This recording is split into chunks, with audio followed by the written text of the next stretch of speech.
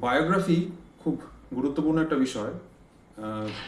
মহান ব্যক্তিদের জীবন, তাদের কাজ জানার জন্য এবং তাদের কাজ জেনে, তাদের জীবন জেনে নিজেদেরকে ইনফ্লুয়েন্স করবার জন্য বায়োগ্রাফি খুব গুরুত্বপূর্ণ একটি বই।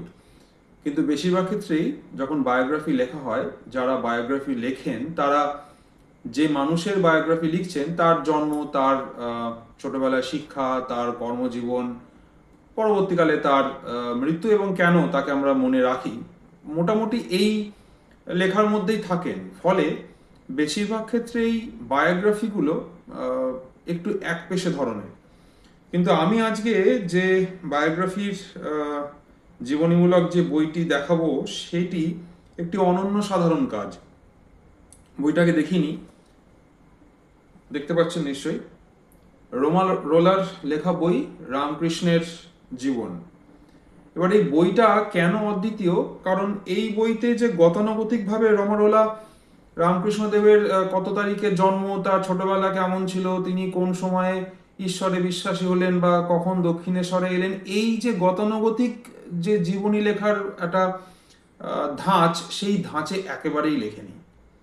তিনি রামকৃষ্ণদেবের জীবন উল্লেখ করতে করতে সেই সময় এবং সেই সময়কার যে সমাজ ব্যবস্থা, সেই সময়ের রামকৃষ্ণদেবের ঈশ্বর চিন্তার মধ্যে দিয়ে কিভাবে তার যে মতাদর্শ, সেই মতাদর্শ কিভাবে তৈরি হচ্ছে, সেই সময়কার বিখ্যাত ব্যক্তিত্ব কারা রয়েছেন, তাদের সঙ্গে রামকৃষ্ণদেবের যে মতাদর্শ, সেই মতাদর্শের কোনো দ্বন্দ্ব ঘটছে কিনা, এই যাবতীয়ভাবে সেই সময়টাকে তুলে ধরতে ধরতে এগিয়েছেন।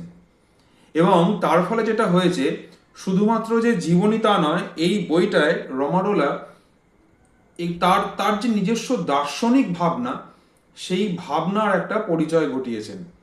এবং এই বইটা শেষ অবধি আর শুধুমাত্র একটি জীবনী বই হয়ে থাকছে না, শুধু বায়োগ্রাফি হয়ে থাকছে না, এটা ভীষণভাবে হয়ে উঠছে ভারতীয় দর্শনের একটি বই, ভারতীয় যে মিস্টিসিজম তার একটি বই, রামকৃষ্ণদেবের জীবনী এবং দর্শনের বই। তিনি ঈশ্বরকে কিভাবে দেখছেন, তিনি বেদান্তকে কিভাবে দেখছেন, অদ্বৈতবাদকে কিভাবে দেখছেন, এই সমস্ত ভাবনা রোমারোলা তুলে ধরেছেন তার এই জীবনীর মধ্যে দিয়ে।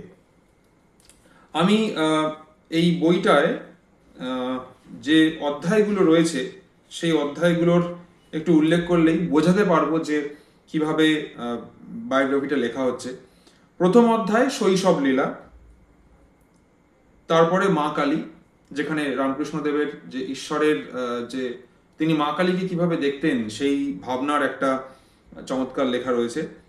তৃতীয় অধ্যায় জ্ঞানের পথপ্রদর্শক দুইজন, ভৈরব ব্রাহ্মণী ও তোতাপুরী। চতুর্থ অধ্যায় অব্যয়ের সহিত ঐক্যবোধ। লক্ষ্য করে দেখুন, একটাও কিন্তু ট্রেডিশনাল বায়োগ্রাফি লেখার মতো করে চ্যাপ্টারগুলোকে সাজানো হয়নি। পঞ্চম অধ্যায় মানুষের প্রত্যাবর্তন। ষষ্ঠ অধ্যায় খুব গুরুত্বপূর্ণভাবে লিখেছেন ঐক্য সাধক রামমোহন রায়, দেবেন্দ্রনাথ ঠাকুর, কেশবচন্দ্র সেন ও দয়ানন্দ। এদের সাথে রামকৃষ্ণদেবের যোগাযোগটা কিভাবে হচ্ছে, হলেও কতটা হচ্ছে, রামকৃষ্ণদেবের দর্শন, তার জীবন ভাবনা, তার ঈশ্বর চিন্তা কিভাবে এদের প্রভাবিত করছে, বা এনাদের দ্বারা রামকৃষ্ণদেবের চিন্তা ভাবনায় কোনো পরিবর্তন আসছে কিনা, এই বিষয়ে একটা চমৎকার লেখা হয়েছে। সপ্তম অধ্যায় রামকৃষ্ণ ও ভারতের মহান জননায়কগণ। অষ্টম অধ্যায় শিষ্যের ডাক। নবম অধ্যায় ঠাকুর ও তাহার সন্তানেরা। দশম অধ্যায় প্রিয় শিষ্য নরেন, খুব গুরুত্বপূর্ণ চ্যাপ্টার। এবং এখানে নরেন্দ্রনাথের সঙ্গে রামকৃষ্ণদেবের প্রথম সাক্ষাৎ, নরেন্দ্রনাথের যে প্রথম দিকে রামকৃষ্ণদেবের উপর সেই আস্থা ছিল না, সেই বিষয়ে লেখা, এবং আস্তে আস্তে কিভাবে নরেন্দ্রনাথ রামকৃষ্ণদেবকে তার গুরু হিসেবে গ্রহণ করলেন, এই বিষয়ে একটা অসাধারণ বর্ণনা রয়েছে। একাদশ অধ্যায় সায়াহ্ন সঙ্গীত এবং শেষ অধ্যায় সমুদ্র সঙ্গমে নদী। বইটি ওরিয়েন্ট বুক কোম্পানির বই। আমি বইটি কিনেছিলাম, যদি আমি খুব ভুল না করি, হ্যাঁ, কলকাতা বইমেলা 2025 সালে বইটা আমার কেনা। অত্যন্ত অত্যন্ত ভালো একটি বই, এবং যারা রামকৃষ্ণদেবের জীবনী সম্পর্কে আগ্রহী বা রামকৃষ্ণদেব সম্পর্কে পড়তে চান, শুধু জীবনী নয়, এবং তার তার ভাবনা, তার জীবন, ঈশ্বরকে দেখার তার যে কৃত বা প্রক্রিয়া, তার বিশ্বাস, এইগুলোকে জেনে যদি রামকৃষ্ণদেবকে পড়তে চান, তাহলে এই বইটি একটি অসাধারণ বই।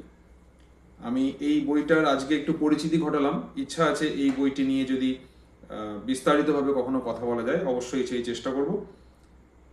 আজ এইটুকুই, আবার দেখা হবে পরে। Thank you.